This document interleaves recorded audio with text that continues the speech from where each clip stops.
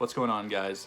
UFC Fight Night, Cannonier versus Imavov this weekend from the KFC Yum Center in Louisville, Kentucky. I'm going to give you the best bets, break the fights down, and let you know everything you need to know about this weekend. Breaking down the prelims this week, we got a fat card. We've got 14 fights, and we've got a lot of them to talk about. Starting off with fight number one, we've got Puya Tamar fighting Rayan Amanda. Puya Tamar is looking to become the first Indian female fighter in the UFC. She's an 8-4 record. Her last win was by 4th round corner stoppage. However, she is 1-4 in one championship, which is the biggest promotion on her resume. 1-3 versus high level competition, going against Rayan Amanda. Rayan Amanda is not a UFC level competition. However, I think that she can do enough here to get Puya Tamar out of there. Puya Tamar is a lot smaller than Amanda. 14-7 versus 8-4. This one's a coin flip. I say you take the girl with the UFC experience in Rayan Amanda. Fight number two, we've got Cody Stamann going against Taylor Lapilus. Cody Stamann is coming into this fight in 175 underdog. Everyone knows Cody Stamann, longtime UFC stalwart, 7-5-1 in the big show. His most recent fight coming against Douglas Silva de Andrade, where he lost a decision versus that guy. He is a muscle hamster, though. That makes sense. Taylor Lapilus, new-ish to the promotion. This is his second stint in the UFC.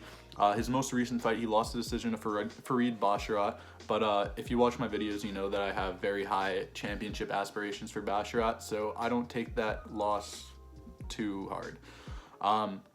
Taylor Lapilus, 4-2 in the UFC. He is a kickboxer by trade. He's going to keep the distance. This fight is going to be high-level kickboxer versus grappler. Cody Stamann hasn't done anything in years, if we're being honest. His last couple wins, I believe, have been guys that are not in the show anymore. I think he really needs this victory to keep himself in the UFC. So for that reason, I'm going to go plus money underdog Cody Stamann. I think he's going to wrestle himself to a decision here. Which will bring us to fight number three. We've got Eduarda Mora versus Denise Gomez. These are two girls that are power punchers for females. Mora is 10-0, 1-0 in the UFC, with her win coming via ground and pound versus Montserrat Ruiz. She's fighting Denise Gomez, who lost her most recent decision to Angie Hill, but Gomez has shown the capability to knock women out in the UFC. She has 2 knockouts in the UFC. Going against Mora, Mora missed weight in her first fight. She's looking to handle that and take care of her business on the scale. Gonna be a big favorite versus Denise Gomez here. I say for this fight, I like the over rounds. I say you bet over 1.5 for this female fight. I think 2 finishers in the women's division doesn't always lead to finishes. Fight number 4, we've got Daniel Marcos taking on Jan Castaneda, and this is a true pick'em fight for the fans. Both these guys are sitting at -110, which is pick'em value, so this fight should be a coin flip in theory. Daniel Marcos, 15-0, 2-0, and 1 no contest in the UFC, fighting Jan Castaneda, who's 4-2 in the UFC. This is going to be a really interesting matchup.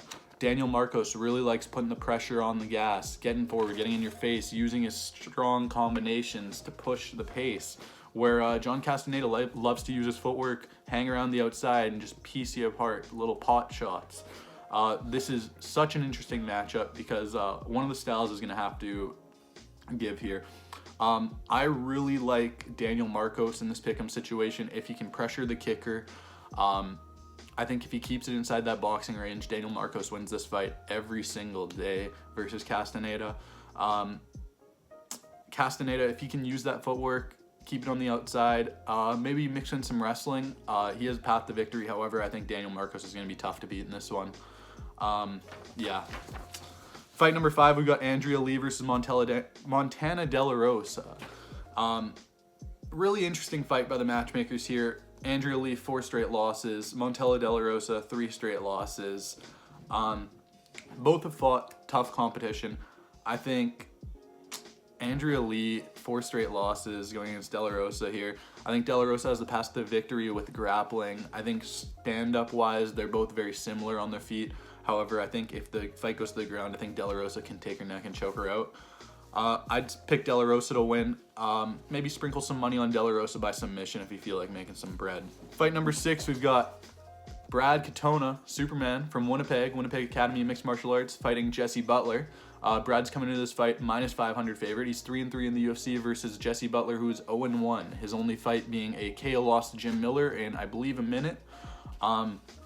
Jesse Butler is not UFC level, in my opinion. Watching his tape, it's not UFC level. The guys he's beaten, not UFC level. The guys he's lost to, not UFC level. I think going into this fight, I think this is the perfect setup fight for Brad. Brad's been a bit of a decision merchant in the UFC, so I'm looking to see him get set up for the finish here against Jesse Butler. I like Brad Katona to go out there and finish him in a fight where people expect him to finish Jesse Butler. So let's hope for that and go out and see that. Fight number 7, I think this is one of my most slept on fights of the night.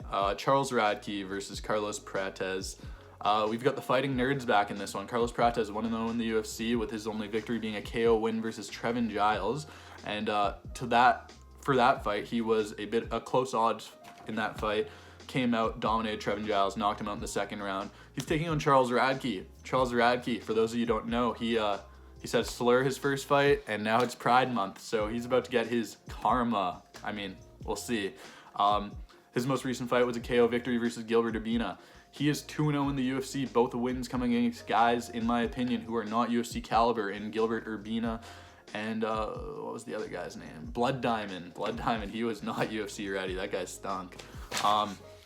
For that reason alone, I think Carlos Prates takes him down. I think he does whatever he wants with him, personally. On the feet, he's a better striker. If he gets taken down, I think he can submit Radke, the wrestler. This is my lock of the night, guys. Carlos Prates to win. Easy, easy, easy money. Which will take us to the last fight of the prelims. Another absolute banger. Thiago Moises paying plus 115 going against Ludwig Klein, minus 135. Ludwig Klein, 5-2-1 in the UFC. This guy is a fucking killer. This guy is a sniper. He's one of the most technical kickboxers that we have in the UFC. Going against Thiago Moises, one of the best ground specialists in the lightweight division. Moises' most recent win was a leg kick victory versus Mitch Ramirez. And he's looking to play the gatekeeper role in this one. Ludwig Klein looking to make the big jump into the top 15, has to go through Thiago Moises. Can he avoid the takedowns? This is a huge step up in competition for Ludwig. He's been dominating a lot of the mid-level guys that he's faced recently. If he can avoid that takedown, if he can work the body really hard, I really like Ludwig Klein in this situation versus Moises. If he stuffs that first takedown, Ludwig Klein's going to win. And mark my words on that one. We'll head over to the main card, and I'll get you guys the best bets there. Switching over to the main card, we start with a banger. Punahele Soriano versus Miguel Baeza. Miguel Baeza, minus 170 favorite, 3-3 in the UFC. This is a huge fight for Miguel Baeza. It has been 2 years since his most recent fight where he got knocked out by Fialho. After a 2-year layoff, he is going to be fighting Punahele Soriano, who's 3-4 in the UFC and always dangerous. People that know both these fighters know that this is going to be a quick fight. Both these fighters like to come out there right away and impose their game plan. Both are power strikers. This fight doesn't make it to the third round, that's for sure. There's just no chance in hell this fight makes it to the third round.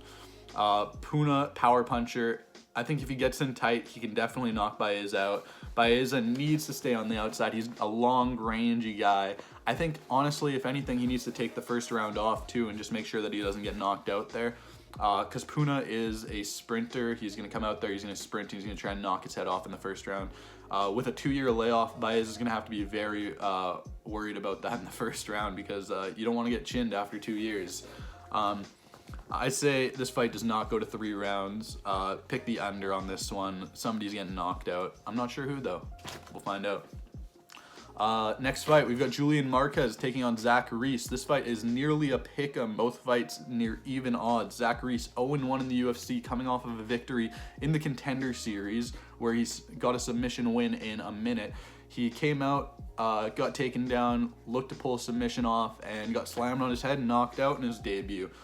He is a long grappler and will play in his guard. And he's going against Marquez, who is just strong, really strong everywhere. 3-3 in the UFC. Most recently, he got TKO lost via Marc-Andre Barrio. I think he just needs to keep this fight on his feet, needs to fight his game plan. if he keeps this off the mat, I think Zach Reese is going to be in trouble. He's a long grappler. I don't think his striking capability is that high. I think on the feet, Marquez can piece him up. It's a pick him for a reason, though. Striker versus grappler, we'll see what happens. Fight number 11, we've got Bruno Ferreira versus Dustin Stoltzfus. Ferreira paying -275 versus Dustin Stoltzfus, who's +215. Ferreira 2-1 in the UFC. His most recent victory being a KO versus Phil Hawes. I think this is a pretty easy matchup. Dustin Stoltzfus 2-4 in the UFC. Most recent fight being a rear naked choke versus Puna, who we heard about in the last fight. I think Stoltzfus is kind of scared of a fight. I think if you bring the fight to him, he doesn't really want to fight all that much. I think if Ferreira stays in his face for a minute, 2 minutes, 3 minutes, Dustin will be on his back. He will be knocked out. I really think Bruno Ferreira knocks out Stoltzfus in the first round. First or second round knockout. Put your money on Ferreira. Stoltzfus' path to victory is hoping that he gets the back versus Ferreira or gets him to the ground. However, I don't think his takedowns are that accomplished. I think Ferreira can stop whatever he's thrown at him. We'll see, though. Fight number 12, we got Raul Rojas Jr. versus Ricky Tercios. Raul is a -250 favorite after this fight unraveled initially, I believe, their last Mexican Independence Day card. This fight was supposed to happen. Rosas is 2-1 in the UFC, same as Ricky Tercios, both 2-1 in the UFC. Raul Rosas, everyone knows him, wants to be the youngest champion. His most recent fight was a KO victory versus Terrence Mitchell. The big question with Rosas is this fight going to be a sprint or a marathon? He has shown in the past that he's a bit of a sprinter. He doesn't like saving his cardio to the end. And Ricky Tercios, in my opinion, is going to be there from bell to bell. He's going to give him different looks throughout the 15 minutes. He's a very unorthodox fighter, but his cardio will be there come later rounds. I think if Raul has a path to victory, I think he can take him down. I think he can dominate Ricky on the ground because Ricky has shown the ability when he gets taken down to not really want to put his feet on the hips and try and stand back up. He engages in the guard play, and I think ultimately that might be his downfall in such a close matchup. I like Raul Rosas here. I say maybe sprinkle some money on Raul Rosas by decision. Ricky's a tough guy to finish. But it's a very interesting matchup, and we'll see how it goes. Co-main event time. We've got the return. Dominic, the Dominator Reyes. +185 underdog versus Dustin, the Hanyak Jacoby. Dominic Reyes, we all know the story. Climbed like that. Fell like that. 4 straight KO losses, most recently to Ryan Spann. This is it for Dominic Reyes. He's getting a matchup in Jacoby where this guy's going to stand on the feet with him and he's going to strike with him. This is what Dominic Reyes wants. A little bit of an older striker, however, accomplished in the UFC with a 7-5-1 record. Dominic Reyes needs to win or retire in this one. Tough matchup, though. Hanyak is going to be throwing those 1-2s down the pipe, mixing in that kick on the end of everything. Dustin Jacoby fought Alex Pereira in K1. He's got the high-level kickboxing acumen. I think if Jacoby can stay on the outside and just snipe this entire fight, I think it's going to be the same as all the other ones. I think Dom Reyes goes down. I think might be the last time we see Dom Reyes if he loses this weekend, so take it all in, enjoy it. I think Dustin Jacoby by knockout here. We'll see, though, you know? Which brings us main event time. Jared Cannonier, +120 underdog versus Nasruddin Imavov. This phenomenal fight. Jared coming off of a decision victory versus Marvin Vettori. I believe in that fight he injured himself, so he's been taking a bit of a layoff since then. Nasruddin Imavov, majority decision in his most recent fight versus Roman Dolidze. He's got a huge opportunity to jump the line in the middleweight division here. Jared Cannonier, longtime stalwart in the UFC middleweight division. He's always just right there, right around that title picture. This could be the fight that pushes him over the top and gets that title shot for him again. Or Nasruddin Imavov jumps the line. Imavov, a sniper. He is fast, he's quick on the outside, and he's going to touch, and go. And which is kind of the opposite game plan from Cannonier, who wants to get in your face, and he wants to fucking smoke you with that right hand. He wants to use his power, and he wants to put you out. This, in my opinion, I think it's a bit of a setup fight for Jared. I think the UFC is kind of looking just to get the new blood in there and ship Jared down. I I think it's a lot tougher said than done, though. I think Jared's going to be a fucking hell of an out right here for Nasruddin, who's shown finishing capability, but ultimately has been a decision artist a lot of the time in those 5-round fights. Doesn't really show a lot of finishing prowess in those 5-round fights, which is concerning. I think Jared's going to be a motherfucker. I think he might lose the first couple rounds, but I think he maybe comes on strong in the end. I think Jared wins this one, but it is so close, guys. That's a breakdown of the card. I've got a couple bet picks for you guys, though. A couple people last week been messaging me, oh, leave some picks, some definitive picks. I got you guys. So my Warlike money pick of the week, my money picks, 3 guys. Love these guys. Carlos Prates, W. Ludwig Klein, W. Daniel Marcos, W. You know? All 3 of those guys set to win. Bet however you will. Those guys will win this weekend. And you want a little bit of a money maker, some underdogs that might cash this weekend. These are the underdogs I like and how I like them. I like Cody Stamann by decision here, guys. I think he's in a perfect opportunity to just wrestle fuck himself to a decision here versus a guy that doesn't have as good of grappling in Lapalus. And then lastly, another moneymaker. I think Cannonier by decision, guys. I think this main event goes 5 rounds. I think it's going to be tough for either of them to finish each other. I think Jared Cannonier to win by decision, that is going to win you some cheddar. Let me know what you think, guys. Like, comment, subscribe. That's the video this week. Deuce.